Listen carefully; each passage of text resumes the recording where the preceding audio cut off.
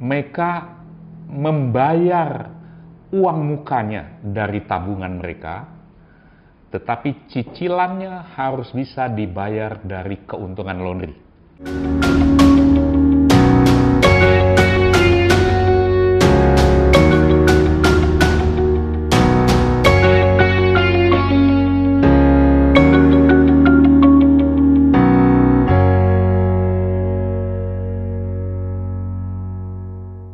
Nah, kali ini saya akan cerita pendek saja mengenai satu hal yang bisa terjadi dari bisnis laundry, yaitu beli properti lewat bisnis laundry. Nah, ada banyak orang yang sebetulnya menginginkan punya properti, ya, punya ruko lah dalam kasus ini ya. Nah, kemudian dia mencari cara gimana caranya. Caranya bisa macam-macam ya. Kalau uangnya banyak ya dia langsung beli saja gitu kan. Tapi ada satu kawan, dia bekerja di sebuah bank asing ya di daerah Sudirman. Dan dia bekerja di bidang treasury di bank itu ya.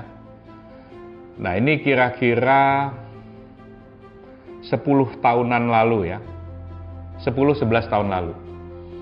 Jadi kemudian dia tidak punya cukup uang untuk membeli ruko. Tetapi kemudian dia mendapatkan gagasannya. Dia tahu bahwa dia suami istri bekerja dan dua-duanya bekerja di perbankan di bank yang berbeda. Dan Anda tahu kalau Anda bekerja di manajemen di bank, Anda bisa pulang on time. Tetapi kalau Anda bekerjanya di front line, itu hampir mustahil pulang on time karena harus ada pencocokan balance dan sebagainya gitu kan. Nah, mereka ini dua-duanya memang tidak ada yang di front office. Jadi mereka bisa pulang on time. Itu mereka pelajari. Mereka tahu mereka bisa pulang on time. Berarti kalau mereka melakukan bisnis itu harus bisnis yang memungkinkan dikontrolnya di luar jam kerja. Jadi mereka cari nih idenya apa. Nah, singkat cerita, mereka yakin bahwa bisnis laundry akan menolong mereka untuk bisa. Sabtu Minggu mereka libur, jadi mereka mempelajari hal itu. Kemudian pertama kali mereka buka di sebuah kompleks di Jakarta Barat. Nah, mereka buka, kemudian mereka mencoba untuk mencari orang, mempekerjakan orang karena tidak mungkin mereka menunggunya. Jadi mereka hanya mengandalkan orang sepenuhnya, mengandalkan karyawan sepenuhnya. Karena itu pada tahap-tahap awal itu memang tidak gampang. Setiap pulang kantor, ruko yang mereka sewa itu mereka lewati dalam perjalanan ke rumah. Dan ruko itu waktu sejak awal dibeli, mereka sudah menyisihkan. Targetnya sederhana, cara berpikirnya sederhana. Mereka membayar uang mukanya dari tabungan mereka, tetapi cicilannya harus bisa dibayar dari keuntungan laundry. Nah, ini memungkinkan mengapa? Karena salah satu keunggulan bisnis laundry adalah kalau Anda belajar investasi ya, salah satu hal yang menarik buat para investor adalah kalau dia mendapatkan keuntungan bersihnya di atas 20%. Itu pasti menarik, karena Anda tahu di reksadana saham, kalau Anda pakai cost averaging system begitu, Anda selalu membeli terus secara konsisten gitu, setiap bulan Anda beli, nah kemungkinan Anda akan selalu diuntungkan. Marketnya seperti apapun Anda akan diuntungkan. Tapi rata-ratanya berapa? Nah, ada studi saya kira waktu itu Mas Eko itu kerjanya di mana saya lupa ya, di sebuah lembaga investasi gitu. Dia memiliki studi mengenai fluktuasi harga di dalam 20 tahun sejak reksadana saham pertama kali diperkenalkan di Indonesia. Dan kesimpulannya, range-nya itu adalah return-nya 18-23.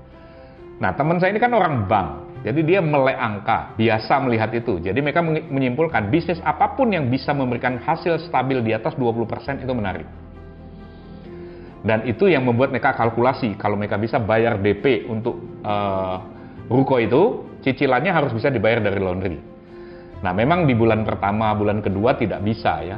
Tapi singkat cerita akhirnya mereka menemukan format itu dan dari keuntungan laundry itu mereka membayar cicilan. Jadi mereka membeli ruko pertama dan kemudian setelah beberapa waktu cicilannya terus dibayar dari hasil laundry sampai kemudian cicilan itu lunas.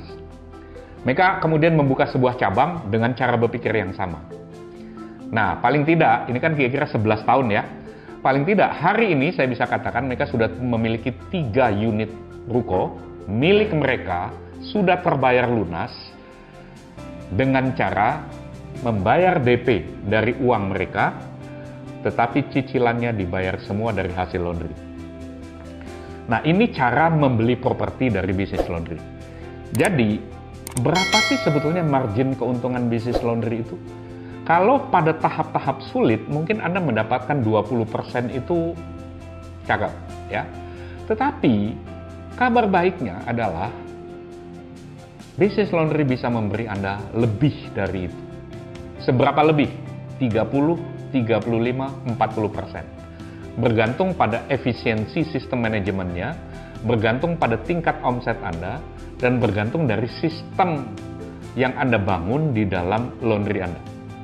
Di Amerika Serikat, secara publik sudah ditegaskan bahwa rata-rata bisnis laundry memberikan return, memberikan hasil pengembalian modal bersih itu 30-35%. Jadi ini bisnis yang sangat menarik gitu ya. Nah, ada 3 hal, teman saya suka mengatakan ada 3 hal yang penting kalau Anda memilih sebuah bisnis ya. Yang pertama pasti kalau keuntungannya itu di atas 20%. Anda tahu lah dalam bisnis retail itu kadang orang keuntungan itu 2-3%. Yang penting volumenya banyak gitu. Nah, bisnis yang memberikan return di atas 20% itu nggak banyak ya. Kemungkinan bisnis-bisnis yang berkaitan dengan jasa lebih memungkinkan. Jadi yang pertama, keuntungan di atas 20%. Kemudian yang kedua adalah, yang penting Anda perjuangkan kalau berbisnis itu sebetulnya bisnis yang memungkinkan pada satu titik nanti Anda memperoleh apa yang populer disebut orang passive income. Income yang datang dengan sendirinya. Nah, properti itu kan kalau disewakan nanti dan sebagainya, memberi passive income. Dalam kasus teman saya itu, ketika sistem bisnisnya sudah berjalan, laundry itu sudah jalan sendiri, dia memiliki semi passive income. Keterlibatan dia mungkin 10% saja. 90% sudah masuk di dalam sistem itu. Nah, itu yang membuat dia bisa membuat ruko lagi, membeli ruko lagi ya. Nah, dia memang bukan tipe yang agresif. Anda tahu orang perbankan biasanya agak konservatif ya dalam berinvestasi. Makanya dia dalam 11 tahun dapat ruko 3 dari bisnis laundry ya. Keren dong ya, di Jakarta Barat semua, 1 di Karawaci. Nah, kemudian yang ketiga, kalau Anda berbisnis di samping return-nya, kemudian memungkinkan passive income, baik kalau seandainya Anda mendapatkan sebuah bisnis yang cocok dengan gaya hidup yang Anda inginkan. Jadi, kalau Anda tipe misalnya, kalau Anda tipe orang yang suka bekerja, ya nggak apa-apa. Anda kemudian mendapatkan bisnis yang Anda banyak bekerja. Tapi kalau Anda tipe yang suka